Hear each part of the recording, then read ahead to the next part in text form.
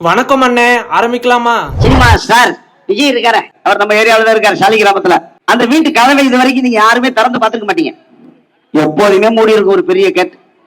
யாரும் அந்த வீட்டுக்குள்ள பார்த்ததும் கிடையாது, போனதும் கிடையாது.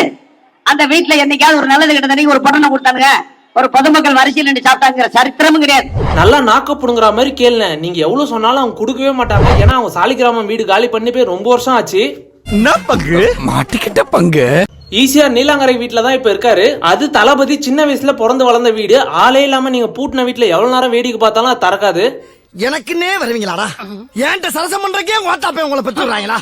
2000 பேர் கூட்டத்தை நடத்தி அந்த செயற்குழு நடத்துறத பார்த்தா உச்சியே அடித்தடி உட்கார்ந்துருக்காங்க இவ்வளவு பெரிய ஜனங்க. 10,000 பேருக்கு மட்டும் கொடுத்தோம். அது அடிதடிலாம் இல்லண்ணே, அவர் மேல இருக்க அன்புல வெறித்தனமா அவரை நோக்கி ஓடுறாங்க. நீங்க உட்கார வச்சுக்கிறது 10,000 பேர் கிடையாது, 10,200 ரூபாய் ஓபிஸ். நீங்க எவ்வளவு நேரம் உட்கார வச்சிருந்தாலும் அவன் மூஞ்சில ஒரு ரியாக்ஷனும் இருக்காது. அதுக்கும் இதுக்கும் நிறைய வித்தியாசம் இருக்கு. அதனால நண்பா, அண்ணன் அப்டேட் ஆகாம தெரியாம சொல்லியிருப்பாரு. அண்ணனை எதுவும் திட்டாதீங்க, அவரை பத்தி நல்லதா ஏதாவது கமெண்ட்ல சொல்லுங்க. நம்ம சேனல்ல எல்லா தளபதி அப்டேட்ஸும் கொடுத்துட்டு இருக்கோம். ப்ளீஸ் சப்ஸ்கிரைப் பண்ணிட்டு போங்க. பாய்.